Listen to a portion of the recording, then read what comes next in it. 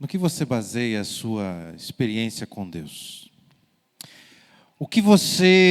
Qual critério você usaria para confirmar que você teve realmente uma experiência ao lado de Deus, algo que prova que Ele existe para você? Sabe, essa é uma pergunta complexa, capciosa. Porque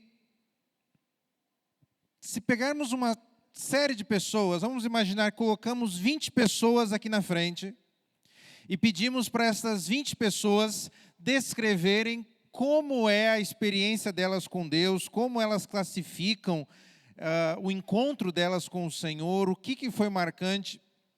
Cada uma vai falar de uma forma diferente. Cada uma terá uma percepção diferente. Algumas vão falar que o encontro foi por alguma situação, até não diríamos de coincidência, mas simplesmente aconteceu que encontraram a fé, encontraram a mensagem de Deus, encontraram a igreja e passaram a se relacionar com Ele.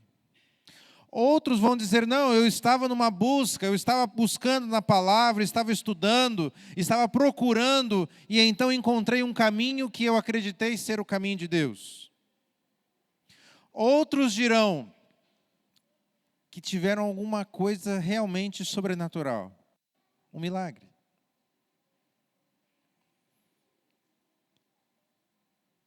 E um outro não vai nem saber dizer como é que isso aconteceu. Mas não é um padrão.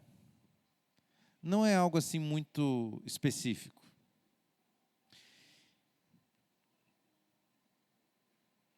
E às vezes nós nos perguntamos, será que a minha experiência realmente com Deus é válida? Será que ela realmente existe? Olhamos às vezes alguns testemunhos e ouvimos a história, a pessoa contando o que aconteceu, a visão nítida do sobrenatural. E às vezes eu olho para a minha vida e penso, mas nunca aconteceu algo assim comigo. Eu nunca vivenciei esta experiência do sobrenatural. Eu tenho minha fé. Eu acredito que Deus existe. Eu leio sua palavra, mas não sei. E sabe, a grande verdade é que muitas vezes enxergamos isso, a forma como a espiritualidade é vendida por aí, essa busca constante do milagre, do sobrenatural, do ver, do tocar, do sentir. E muitas vezes achamos que este é o padrão de uma experiência com Deus. E reputamos que a nossa vida, por não ter este milagre, por não ter esta história, será que a minha experiência realmente tem sido válida? Será que eu realmente vivo uma espiritualidade? Ou é apenas uma falsidade que existe em mim?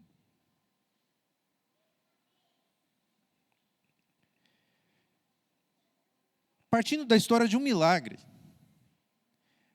eu quero mostrar esta realidade da palavra e mostrar que não é tão simples assim de chegar a esta conclusão do que define realmente uma vida ao lado do Senhor. E quanto mais eu vejo na Bíblia a história dos milagres, mais eu chego à conclusão que os milagres não estão ali por acaso ou simplesmente para falar de uma demonstração de poder. Quando um milagre era realizado ou é narrado pelas Escrituras, a Bíblia quer mostrar algo que está bem além do milagre. O milagre talvez foi o ponto de partida para ensinar algo até muito maior. Essa história está em Marcos, no capítulo 9.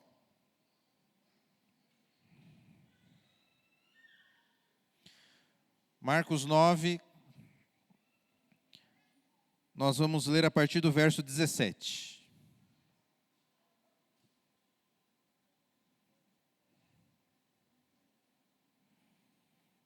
Marcos 9, a partir do verso 17.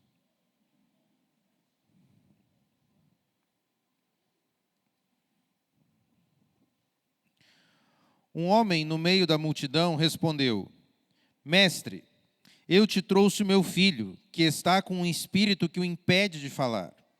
Onde quer que o apanhe, joga-o no chão.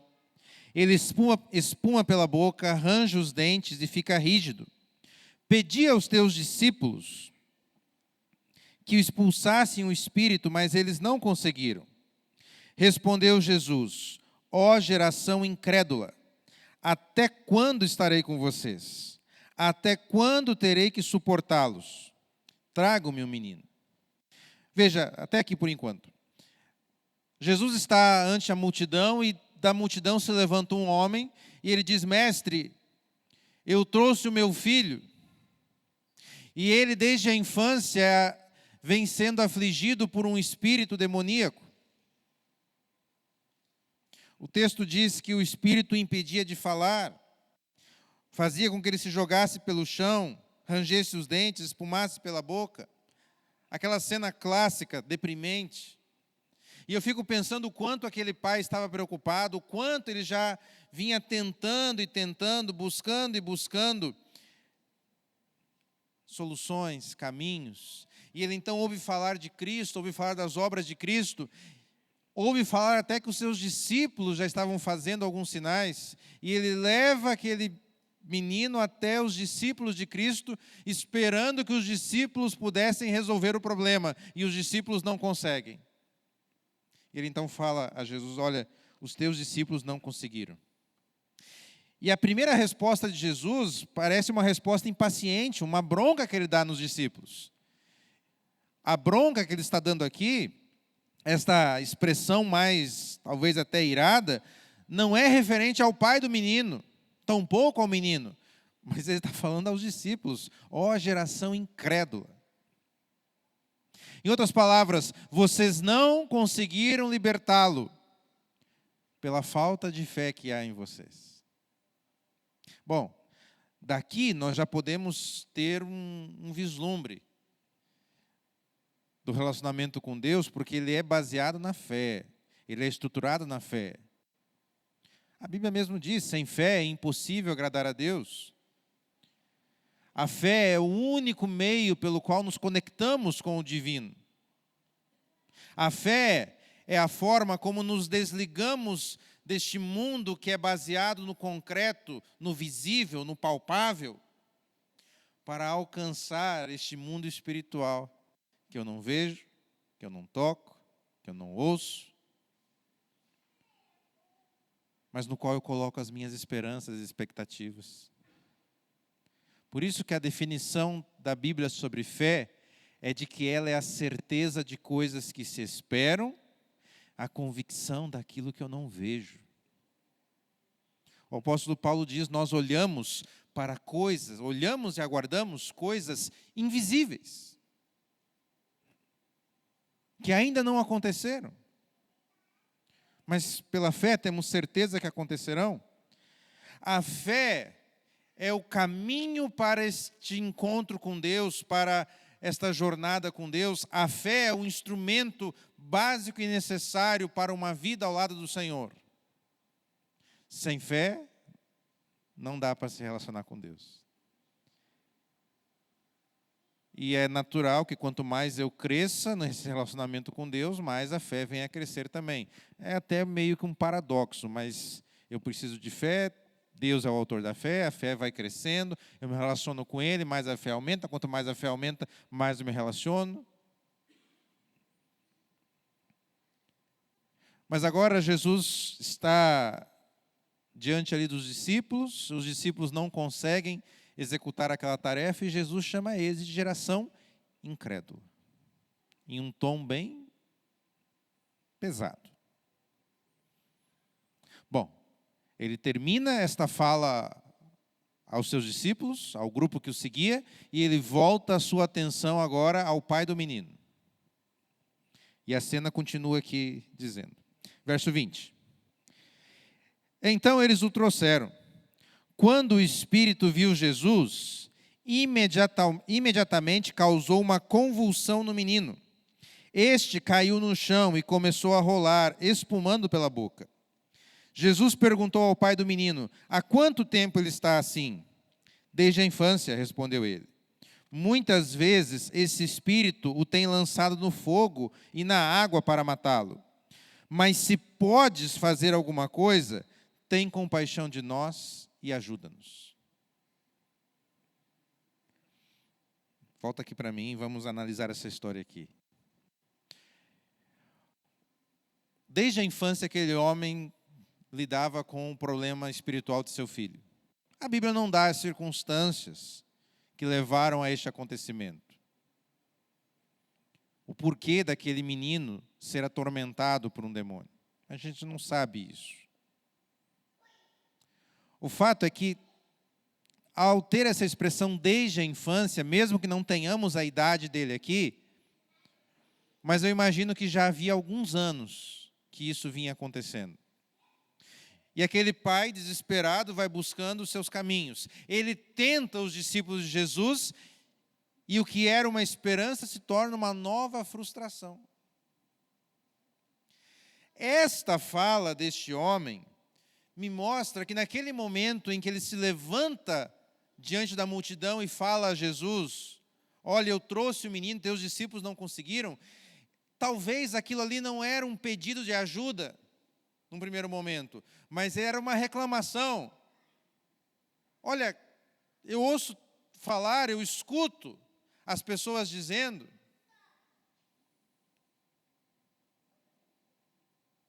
mas eu trouxe aqui e não deu certo, e não aconteceu. A verdade é que me parece que este homem não tinha tanta fé assim em Jesus.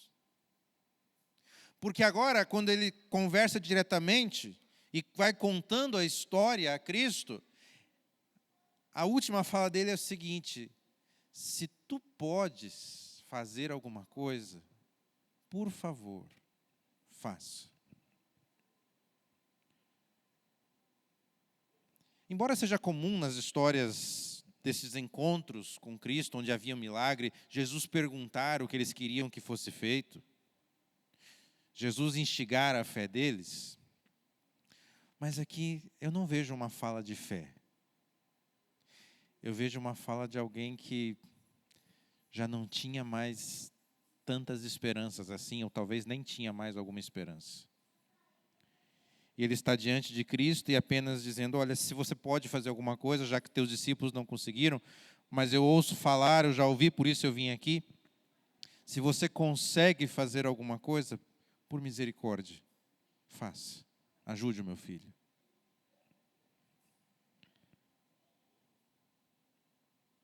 E aí vem, talvez, a parte mais curiosa desta cena. Porque Jesus percebe isso. Jesus percebe que aquilo não foi uma declaração de fé. Jesus percebe que aquilo era, talvez, uma provocação. E ele fala assim, verso 23, se podes. Jesus usa a expressão que aquele homem colocou. Se podes fazer algo. Jesus usa a expressão, se podes, disse Jesus. Tudo é possível àquele que crê.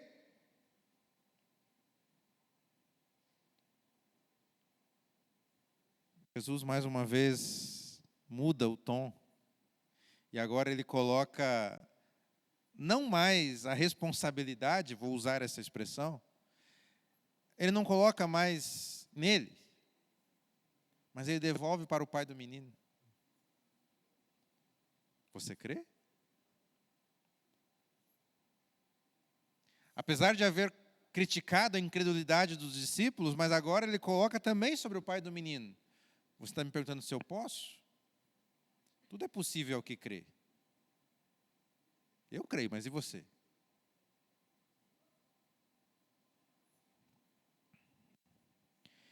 Imediatamente o pai do menino exclamou: creio. Ajuda-me a vencer a minha incredulidade.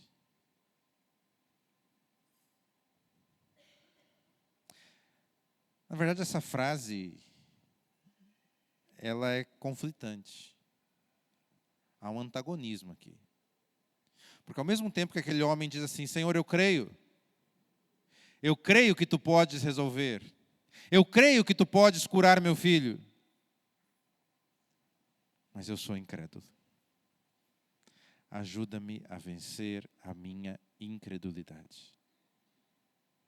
E aí eu volto a algumas falas iniciais, porque se eu estou diante de alguém que diz, Senhor, eu até creio, mas minha fé é fraca.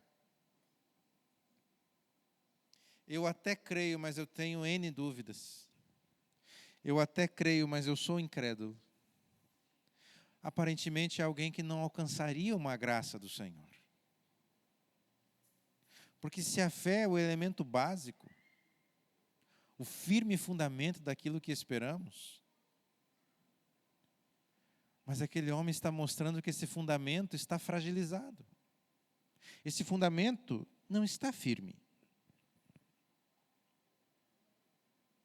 Senhor, eu creio, mas... E eu me pergunto, quantos de nós, não passando por uma situação desesperadora como a deste homem, mas a olhar para a nossa vida, quantos de nós também não temos uma fé no meio de uma incredulidade? Talvez lampejos de fé, num oceano de falta de fé. E muitas vezes é por esta crise que acontece, essa dificuldade, é porque projetamos a ideia de um Deus, projetamos a ideia de uma vida com esse Deus, projetamos a ideia de uma religião, de uma espiritualidade, e conforme a vida avança, conforme até crescemos no relacionamento com Deus, percebemos que aquilo que nós projetamos não é a realidade. Porque se aquele que é exaltado por ter uma fé inabalável, e eu coloco este como alvo a ser alcançado, mas agora eu sou confrontado com alguém que nem fé tinha, mas alcança o milagre. Mas encontra a resposta da sua oração, do seu pedido.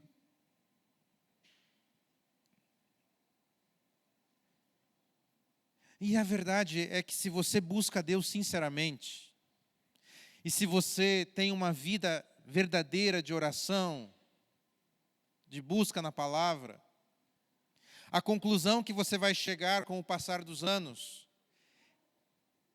é que quanto mais eu achava que eu sabia, na verdade menos eu sei. E quanto mais eu acho que eu realmente conheço esse Deus, eu descubro que eu ainda tenho muito e muito a conhecer. E que eu não sei basicamente é nada. Quem sou eu para tentar dizer quem Deus é? Ou o que Ele quer, o que Ele espera? Ou qual é o seu modo, o seu método de agir?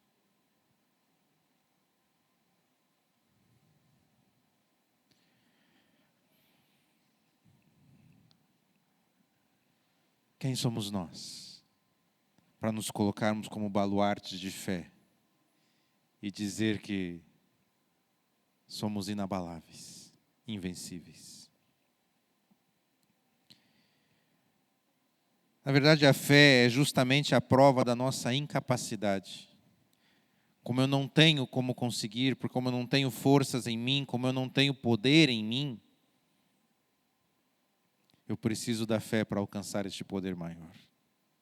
Só que concentramos e colocamos isso, muitas vezes, no lugar errado. Seja a busca de um milagre, seja a execução de tarefas, a execução de missões, execução de projetos, de regras, de normas, seja lá onde for.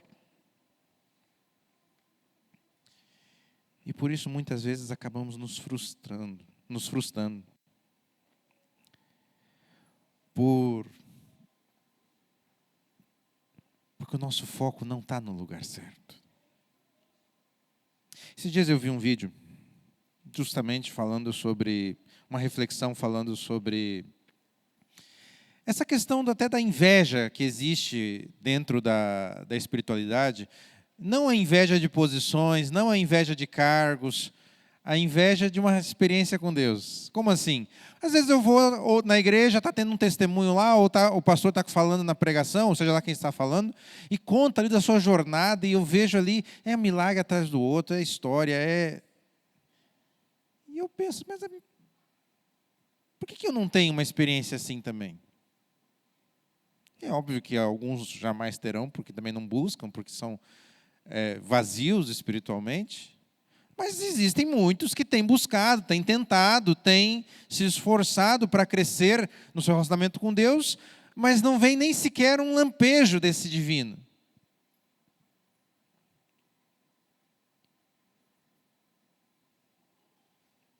Por que essas histórias não acontecem comigo?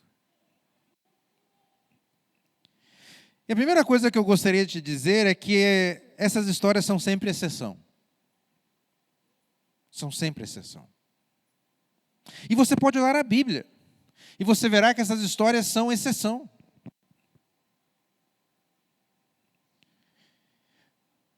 E eu me lembro de um episódio da vida de Moisés, aonde o povo fica bravo com ele, inclusive seus irmãos ficam bravos com ele, porque eles falam assim, olha, está meio injusto isso aí, Deus só fala contigo.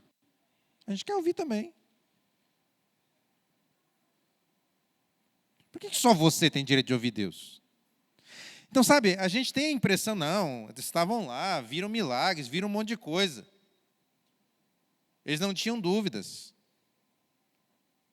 Há um conflito, porque eles dizem que Moisés era talvez o preferido de Deus, que só Moisés ouvia, eles queriam ouvir também. Estas revelações sobrenaturais de Deus estão em caráter de exceção. Era assim naquele tempo, continua assim hoje. Tanto é verdade que, às vezes, quando a gente faz uma programação e busca testemunhos, é meio difícil de achar. Algo assim impactante, é meio difícil de achar.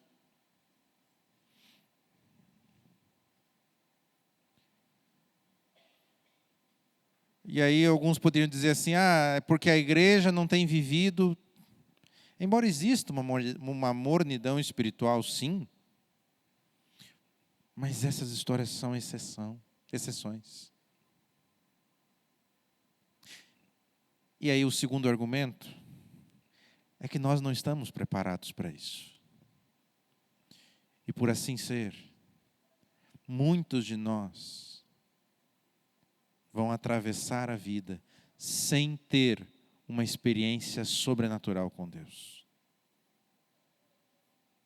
E se tivessem, talvez isso não faria bem. A multidão que pede a Moisés, nós queremos também ver este Deus, ouvir este Deus. Quando Deus então diz, já que eles querem me ouvir, manda eles se prepararem porque eu vou aparecer. E quando Deus fala com eles, eles dizem, por favor, não, nós não aguentamos. É algo forte demais para nós. Deixa só com Moisés mesmo. Moisés aguenta, a gente não. Fala com Moisés, a gente escuta Moisés. Não estamos prontos ainda para isso. Não estamos prontos para esse encontro. Por isso Deus prefere se velar e utilizar a fé. E na fé Ele fala conosco, na fé Ele se revela. E ainda que não tenhamos nenhuma experiência assim sobrenatural, isso não tem nada a ver com esse relacionamento com Deus, porque a Bíblia diz assim, bem-aventurados aqueles que não viram e creram.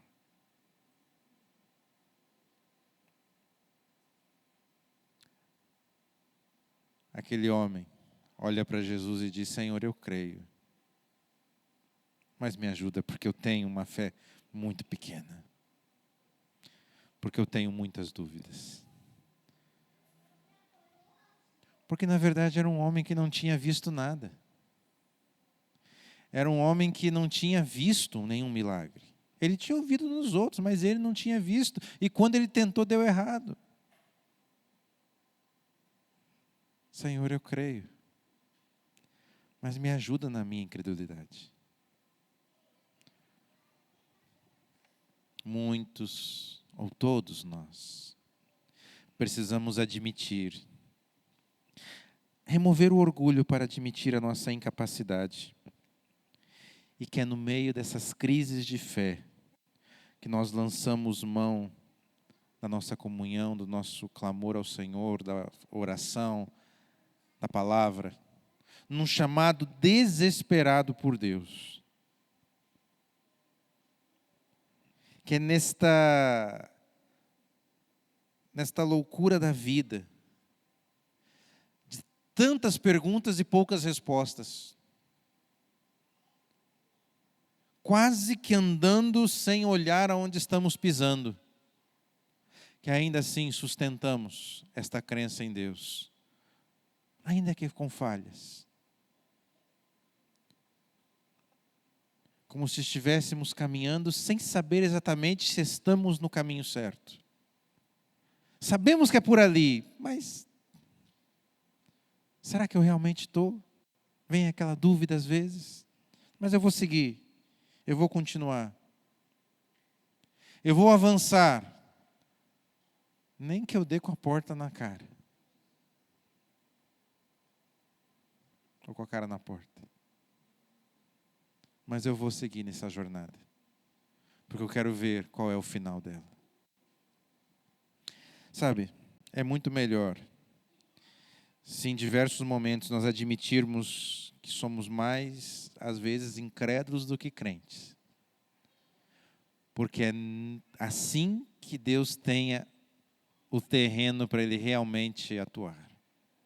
Porque é assim que Ele realmente consegue operar. Enquanto somos orgulhosos e bater no peito dizendo que somos os discípulos seguidores do Mestre, igual os discípulos dele, talvez vão ter a decepção de achar que estão fazendo algo em nome de Deus e, na verdade, não tem Deus atrás das suas ações.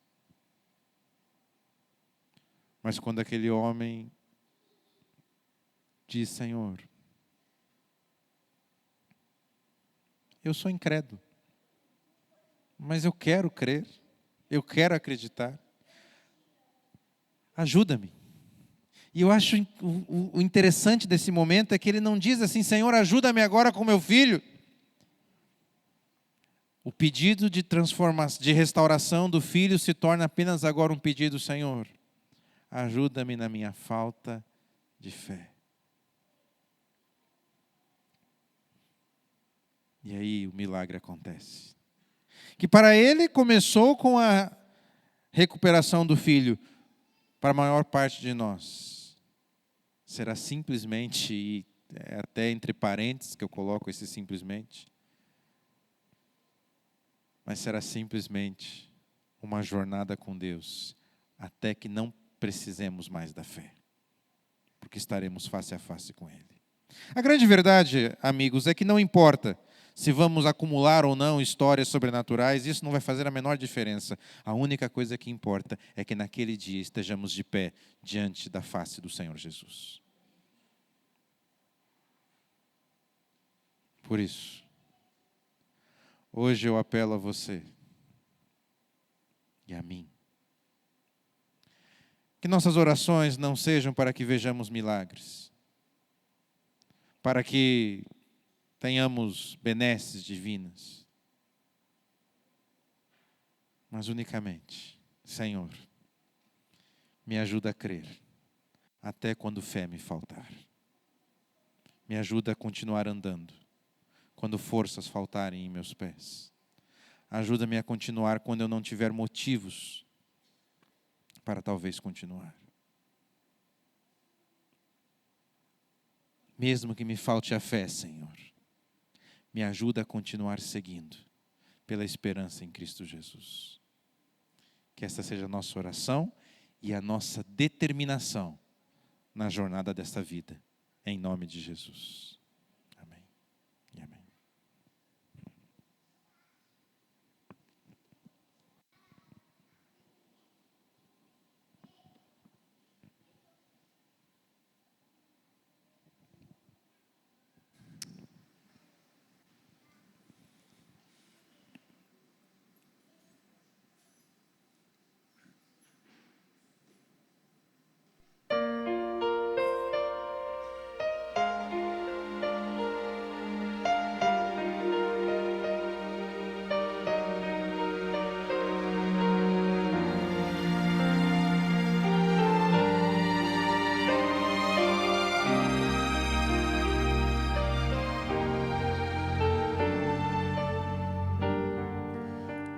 quando estou a sós,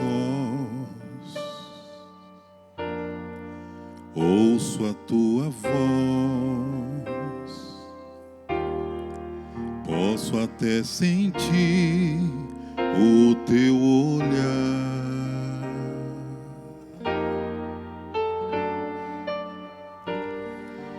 E neste lugar quero sempre estar, quero entregar todo o meu ser,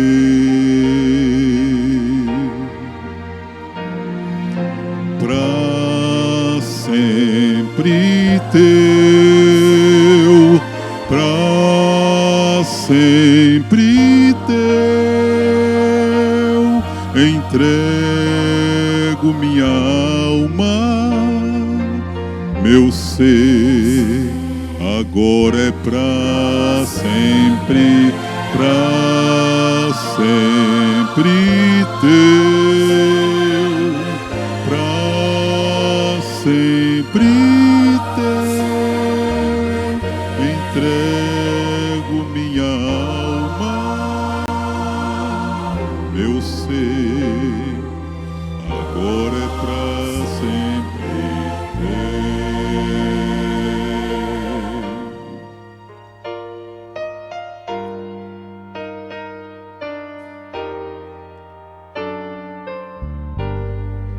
Eu não sei porquê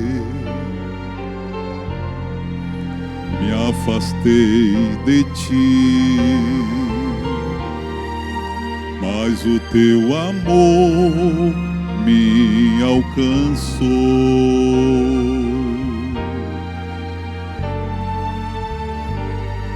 Tu me deste a paz do alívio à dor,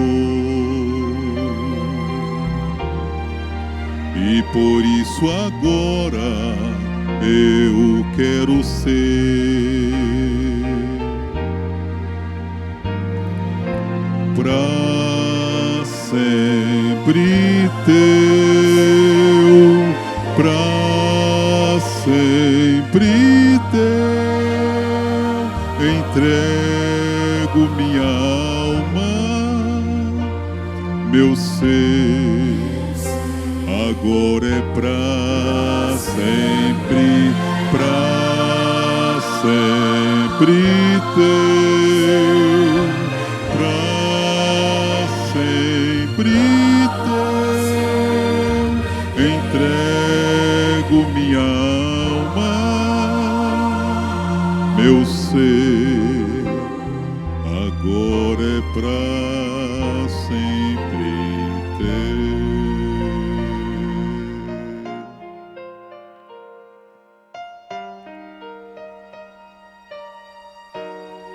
Pra sempre